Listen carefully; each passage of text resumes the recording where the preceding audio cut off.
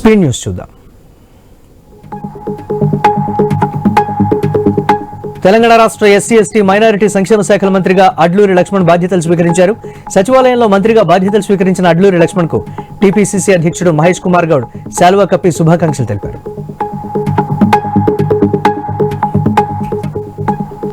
ఎన్టీఆర్ జిల్లా జగ్గేపేటలోని మార్కెట్ యార్డులో యోగా దినోత్సవాన్ని ఘనంగా నిర్వహించారు.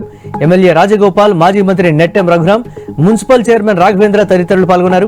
ఆరోగ్యానికి యోగా తప్పనిసరి అని నాయకులు పేర్కొన్నారు.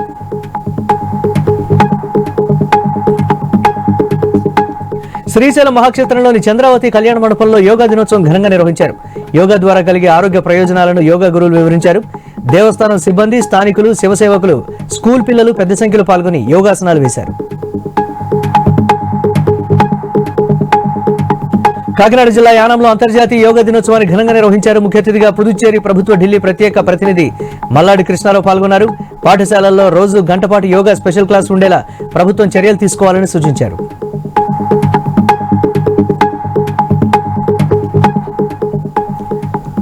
వన్యప్రాణులను విక్రయిస్తున్న ముఠాను నిర్మల్ జిల్లా ఖానాపూర్ పోలీసులు పట్టుకున్నారు. అడవి జీవి అలుగు ఆచూకీ ఇంకా దొరకలేదని విచారణ కొనసాగుతోందని తెలిపారు. అటవీ నేరాలకు పాల్పడితే కఠిన చర్యలు తీసుకుంటామని ఎఫ్ఆర్ఓ కిరణ్ వెల్లడించారు.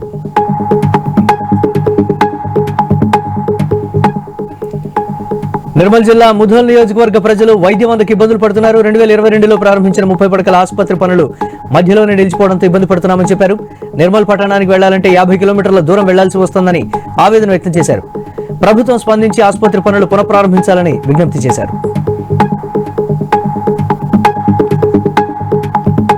భద్రాద్రి కొత్తగూడెం జిల్లా మణుగూరులో ప్రపంచ యోగా దినోత్సవం ఘనంగా నిర్వహించారు. పోలీస్ శాఖ ఆధ్వర్యంలో నిర్వహించిన యోగా వేడుకలో ఎమ్మెల్యే వెంకటేశ్వర్లు యోగా ప్రాముఖ్యతపై అవగాహన కల్పించారు. ఆరోగ్యమే మహాభాగ్యమని, ఆరోగ్యం బాగుంటే ఏదైనా సాధించవచ్చని డీఎస్పీ రాఘవేంద్రరావు చెప్పారు.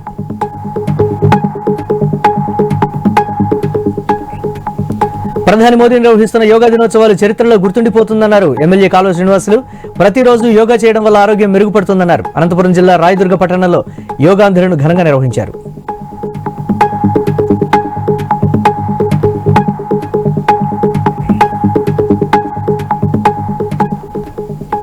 భద్రాద్రి కొత్తగూడెం జిల్లా పాల్వంచలో ప్రపంచ యోగా దినోత్సవాలు ఘనంగా జరిగాయి. పాల్వంచ కేటీపీఎస్ ధ్యాన విజ్ఞాన కేంద్రంలో ప్రజలు యోగాసనాలు వేశారు. నిత్య జీవితంలో యోగాను భాగం చేసుకోవడం వల్ల ఆరోగ్యం, ప్రశాంతత లభిస్తాయని కేటీపీఎస్ చీఫ్ ఇంజనీర్ శ్రీనివాసబాబు తెలిపారు. ఇవి ఇప్పటి వరకు అప్డేట్స్. Keep watching 9 news.